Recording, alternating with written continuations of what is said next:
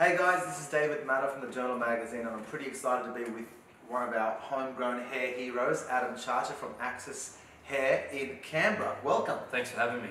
Thanks for being here. So we just want to spend a couple of minutes with Adam and just ask him about what's going on in his life, in his world, what he's achieving on the digital landscape and also as a professional. So Ads, really quickly, tell us a real quick snippet of your career so far. So I started hairdressing at the old age of 21, I guess you could say, for someone who wanted to do an apprenticeship. That's quite a late start in life.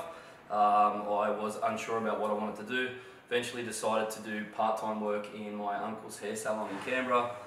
20 years later, here I am. I guess being afforded a great career. I guess it's come from hard work and sacrifice. Being from Canberra, I guess we face challenges that are probably unique to other areas of Australia. Being expected to do professional career and then go into that public service job, that wasn't for me. So very happy I made the decision to be a hairdresser. Awesome. Yeah. And you won New South Wales Hairdresser of the Year at the Australian Hair Fashion Awards this year. How has that affected your career and your confidence as a hairdresser and all that you've got planned for the next few years? I mean, it goes without saying it's had a huge impact. When I won it back in 2012, it was something that I entered without an agenda, and I guess didn't really realise how I could utilise that to grow my career and expand on that. And I think this time it's been a whole different experience. It's actually my maturity level and where I'm at in terms of a hairdresser and my age, I think, has allowed me to take better advantage of that. It's gave me great exposure, not just within Australia but all over the world, and I think spending that day with you has made me a better hairdresser too. Mate, thanks, you're too kind. So you're going to be entering again next year? Yeah, absolutely. I think it's important to continue with that because you're building something and you have to run with that momentum.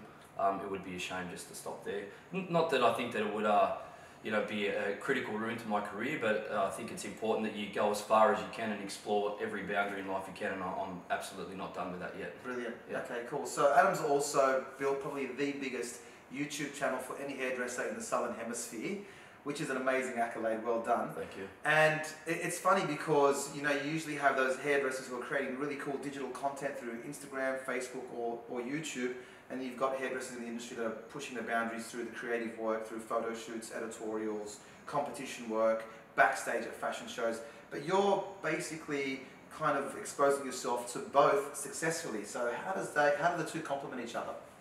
Well, I guess for me, YouTube was something that it was almost incidental, I guess you could say. I spent 2010 in the US at Sassoon doing my international masters, and I met a girl in the lobby after finishing my work that day.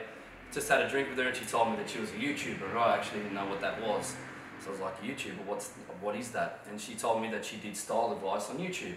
So I was thinking, maybe I can do that with hair. So I guess from there I came back to Australia after being inspired by working at Sassoon back then, and there was a period after returning where I would demonstrate to the rest of the salon the haircuts that I learnt and did. I got my iPhone out, the original iPhone that you couldn't even send a picture message on. You remember that one? I remember that one. I don't know why we bought those, but I thought, well, there was a couple of people who weren't there, so I asked one of the apprentices to take a video so I could reply to them. Halfway through it, she said, Adam, it's run out of memory, and I'm like, oh God, what are we going to do now? So I looked on my phone, and the box with the arrow at the bottom, it allowed you then to send a message, email, or send to YouTube. And I thought, brilliant, I'll just put it on YouTube, delete it off my phone, and then we can keep going. That was on a Saturday afternoon about 5. Yep. Well, I woke up on the Sunday morning, and my phone was flooded with notifications, and I'm looking through my phone like, what's going on? And it's just people, giving, thank yous and gratitude for me sharing, and I was like, what does this mean? And I realised, sadly, that there were people that were in remote areas of the world or Australia who couldn't get access to, either because of where they lived or couldn't afford to attend traditional education. Mm-hmm. And I thought, well, if people think there's something they can learn from me, then that's going to be my mission to share. So you gave them access to access. Yeah, that's exactly right. So I guess for me, I started creating content with absolutely zero agenda.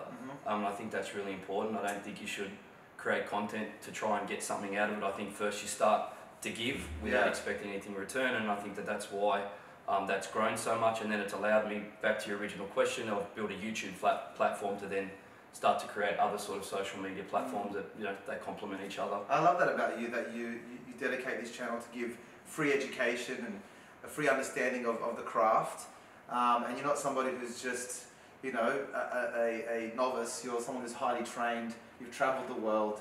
You do pristine and precision haircuts. Thank you. And I mean, I've seen you in action myself, so amazing. So if anybody watching wants to see more of what you're doing, how do they find you on YouTube? What's your YouTube channel? It's just my name. You can search. Otherwise, you can just type Adam Ciaccia in Google. Google obviously on YouTube, so videos are indexed first in the search results. I've done around about 280 videos now, so wow, there's a fair bit of content there. Some aren't so free good. content. Yeah, that's and it will remain free. I'll never ever charge anyone to watch it. There is some, you know, you look back at the original ones you've done, they're a bit cringeworthy. Yeah. And you know, now we're using cameras. That's always the case. Yeah, right? the technology's obviously changed a lot in 5 years. We're shooting in 4K. I'm going to attempt to fly a drone in the salon for my next video, and I'm also going to wear a GoPro on my chest so people can actually see my... So I'm trying to always push the boundary, so I think it is actually really making a difference. And I know that because people say so. You know, put a video up and you read the comments. Yep. Provided the comments are coming, and you listen to your viewers. Absolutely, right? I'm motivated by the gratitude. I love that about you too as well. I watch you with your interaction with all your viewers, and you really care and you read all the comments. Okay, so you've got a really cool relationship with Matrix. Yep. Tell me a little bit about how that came to be and why Matrix is the brand that you feel most aligned with. In the end of 2015, we found ourselves in a position where we needed to align ourselves with a company that had a great education platform. That was my only agenda. I went to and I visited many companies and said that I basically wanted to have a great product that would support my staff and our clients with their results. And also, it's important as a salon owner, it needs to be profitable. And then I just wanted education for my staff and a great calendar that we could access and send them to artistic education. So that all went through. Then there was the National Education Manager at the time, Hayley Pullen. Thank you, Hayley, if you watch this. After spending a week during the handover, she asked me out to dinner on a Friday night, and she said, I'd love to have you on our education team. And I was like, oh look, thanks. It's not really something I'm into at the moment. I'm really focused on YouTube. And a couple of bottles of Pol Roger later, she alleges that I agreed to do it. So she sent me an email on the Monday morning with a brief and an outline and a contract, say welcome to the team. And I was like, reading like, what's happened? She doesn't waste time. So yeah, so that's how that happened. And, great decision. Yeah, I'm very happy. I guess Matrix for me is all about the people.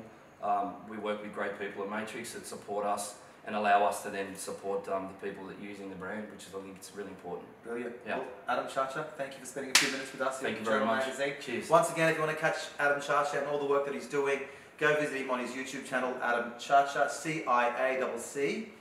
IA. Okay, guys, thank you very much, and we'll speak to you soon. See ya.